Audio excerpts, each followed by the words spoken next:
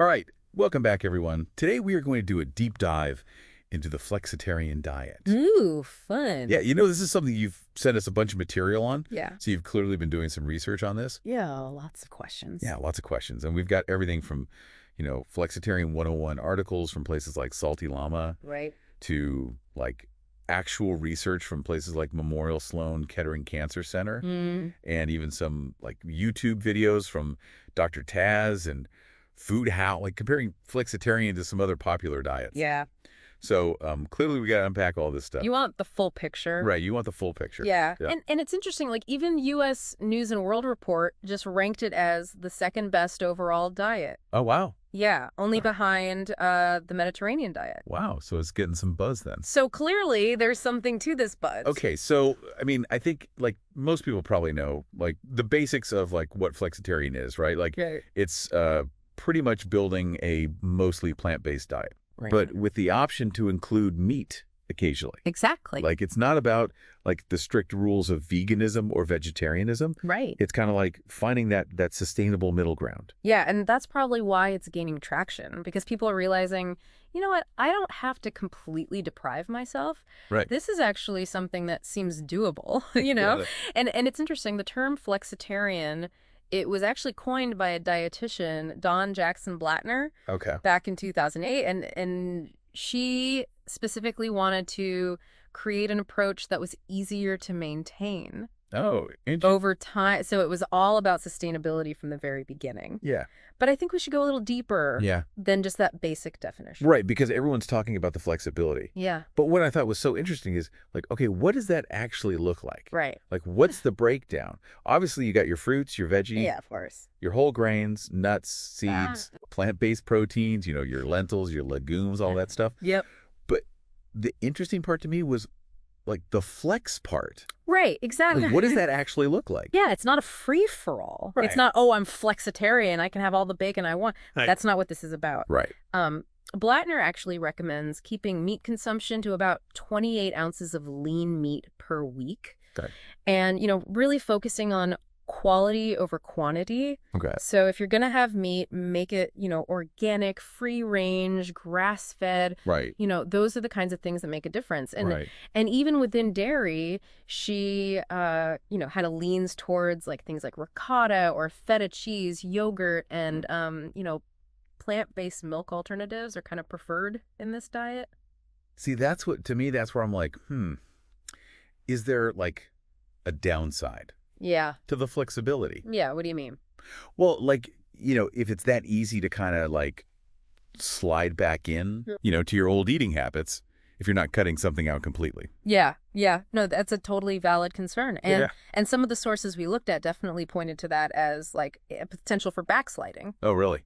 Yeah. So the key here, it seems, is mindfulness. Okay. Like, making intentional choices and understanding why, Right. certain foods are prioritized. Okay. So, for example, grass-fed beef, Mm-hmm. it comes from cattle that are raised on pasture, Right. which is not only better for the animal's welfare, but also often translates to meat that has a healthier fat profile. Okay. So it's about, like, informed flexibility. It's It's a- not just like, woo, let loose, eat whatever you want. Exactly. It's about being deliberate. Right. Yeah. Okay. Speaking of information, you sent over some research from Memorial Sloan Kettering Cancer Center. Yes. And this is where it gets really interesting to me in terms of like the potential benefits of this diet. Yeah. Because this is where we start to see why it's more than just a trendy diet. Right. Like their research showed that plant-based diets in general are linked to, a lower risk of chronic diseases like heart disease, type 2 diabetes, and even certain types of cancer. Wow. But what stood out to me was how they compared these diets to the ketogenic diet. Oh, yeah. That was fascinating. Yeah. Because Keto. they found that, while keto, which is, high fat, very low carbs, Yeah. it can lead to, like, initial weight loss. Right. It might not be as beneficial in the long run, Yeah. especially when it comes to, like, preventing those chronic diseases. Exactly. And some of the experts you sent over, like Dr. Taz, were pretty vocal about some potential downsides of keto, like increasing your saturated fat intake. Right. Right. Which, can be a concern. Yeah. Yeah. So it seems like with flexitarianism, you're getting a more balanced approach Right. that actually aligns with what we understand about long-term health. Okay. It's not about restriction, it's about getting a variety of nutrients from whole foods, right? While still allowing for those, occasional indulgences. Right. Okay, so we've got the flexibility angle, we've got the potential health benefits. Mm. But, there's this whole flexitarian is good for the planet thing. Yeah. Is that real? Is that just hype, or is there something to that?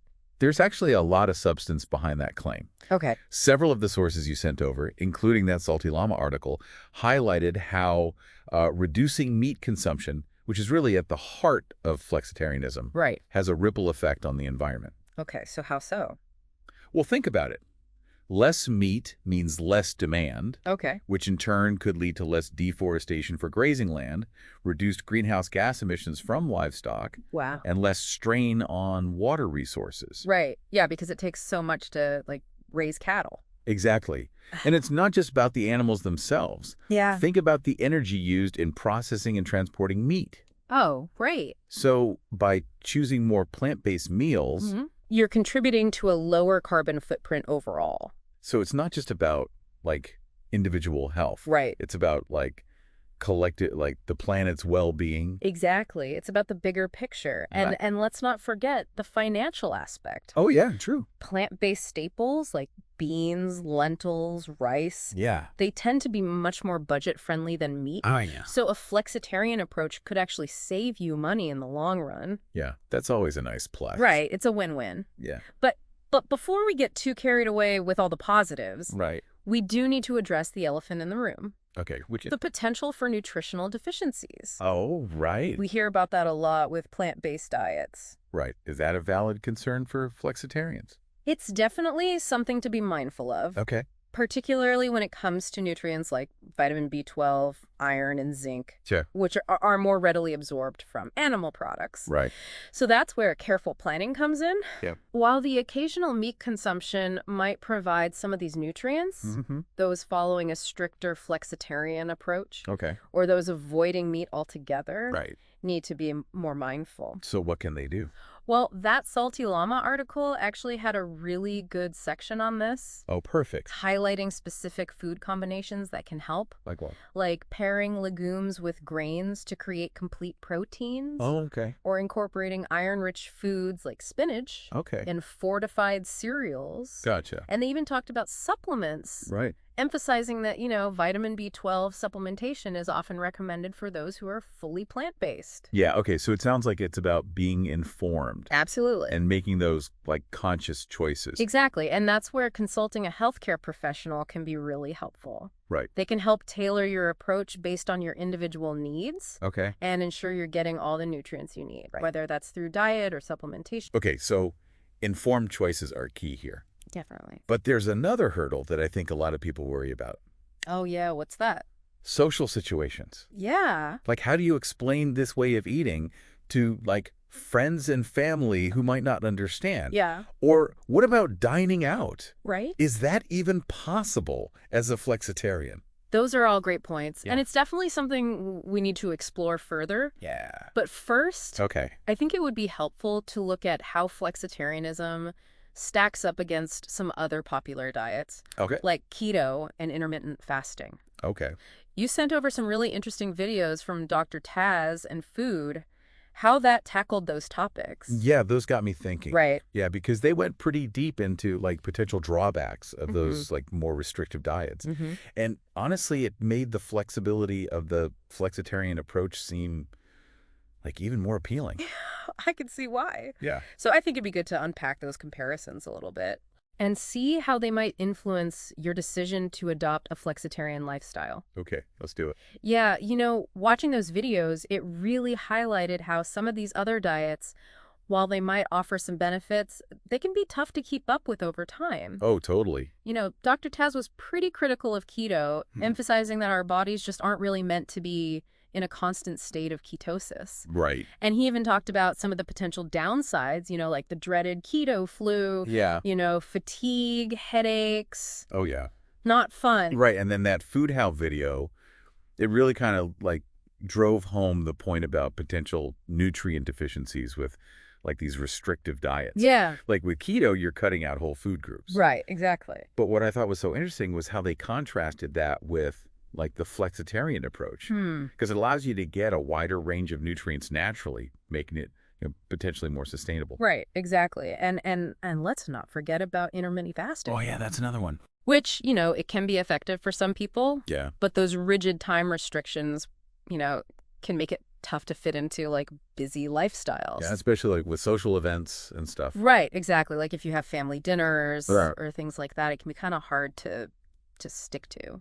Yeah, flexitarianism just seems to offer a bit more like wiggle room Yeah. to adapt it to your own needs and preferences. It's about finding what works for you. Right, but I do have to ask, like, for someone who might be, on the fence about this, are there downsides to choosing flexitarianism over these other popular diets? Well, it really comes down to individual goals and priorities. Right. If someone's looking for like really rapid weight loss, Yeah. keto or intermittent fasting might show faster results initially. Yeah. But as we discussed, those results might not be as sustainable. Right. And there could be some health risks associated with that kind of restrictiveness. So it's like a trade-off then. Yeah, pretty much. Like flexitarianism might not be the like quick fix some people are looking for. Right. But it seems like it offers like a more balanced and sustainable path towards like overall well-being. Long-term health. Right, exactly. That's the key. Yeah. And let's be real, navigating social situations as a flexitarian, it might require some planning ahead. True. That Salty Llama article you sent, it actually had some really good tips about like, communicating your dietary preferences in advance. Okay. Suggesting restaurants with plant-based options, or even like offering to bring a dish to share. Yeah. So there are definitely ways to make it work. Yeah, and I loved their point about not being afraid to ask for modifications at restaurants. Oh yeah, totally. Like most places are pretty accommodating these days, For sure. especially with, the growing popularity of plant-based eating. Yeah, I think it's becoming much more mainstream. Right. So it's about being proactive Right. and confident in your choices. Right, not being afraid to like speak up. Exactly. And remember, this is a journey. Mm. It's not a race. Right. You don't have to be perfect from day one.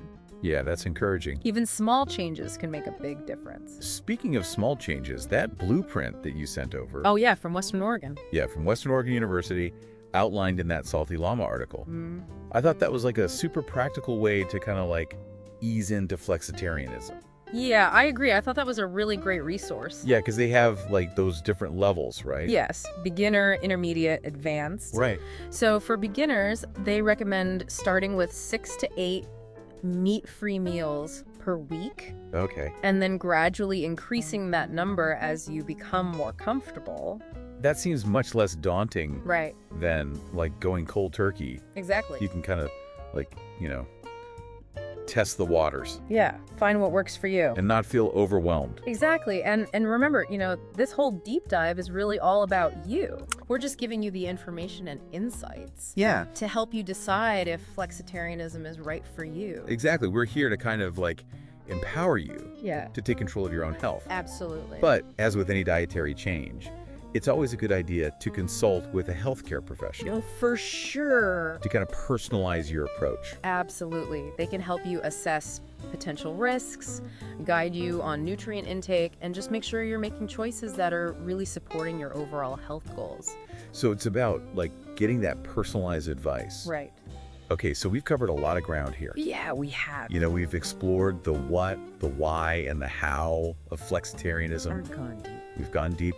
We've talked about the potential benefits, the challenges. We've compared it to other popular diets. It's been a journey. It has, but now comes, I think, like the most important part. Ooh, okay, what's that? Connecting all of this information to your life. So I guess the question is, what resonates with you most from this deep dive? Yeah, what really stood out? What aspects of flexitarianism align with your personal goals? And your values. Right. And most importantly, how might you see yourself incorporating some of these principles into your own life? Yeah, because that's where the rubber meets the road. Wow. That's where you take all this information and actually apply it. This is where your own critical thinking comes in. Yeah. We've given you the tools, The resources. right, the resources, but ultimately the choice is yours.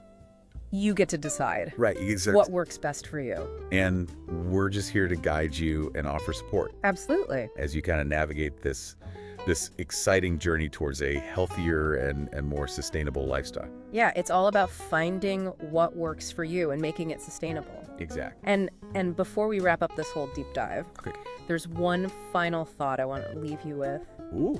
Something that wasn't explicitly mentioned in any of the sources you sent, Okay. but that kind of builds on everything we've talked about today. So we've talked about, how flexitarianism can benefit your personal health. Right. And how it kind of aligns with this more sustainable lifestyle. Mm-hmm.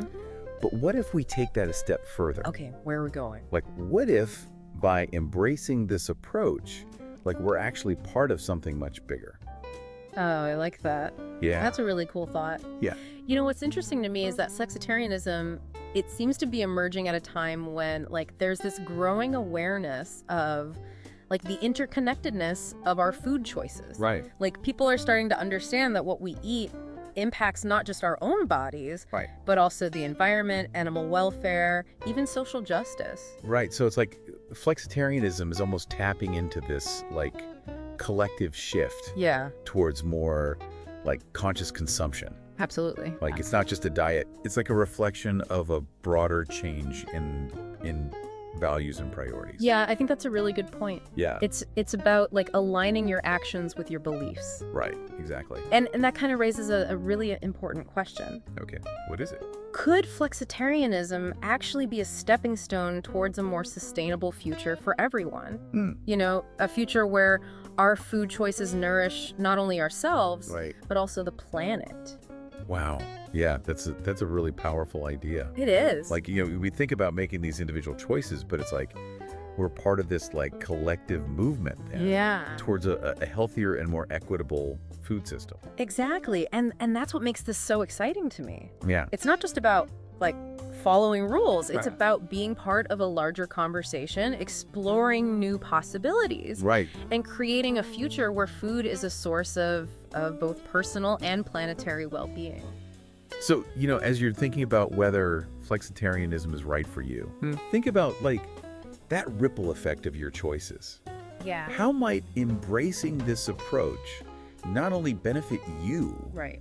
but also contribute to a more sustainable and just world for everyone? That's the question we all need to be asking ourselves. It is. Yeah. Yeah. And with that, I think we'll leave you to kind of explore those possibilities Yeah. and discover how flexitarianism might fit into your own journey towards, a healthier and more fulfilling life. It's a journey worth taking. It is. Thanks for joining us on this deep dive. Yeah, thanks for sending over all those resources. Yes, thank you for all the great material. It was a great discussion. It was, and we hope you gained some valuable insights Definitely. and are feeling inspired to make, informed choices that align with your values. That's what it's all about. Until next time, happy exploring. Happy exploring.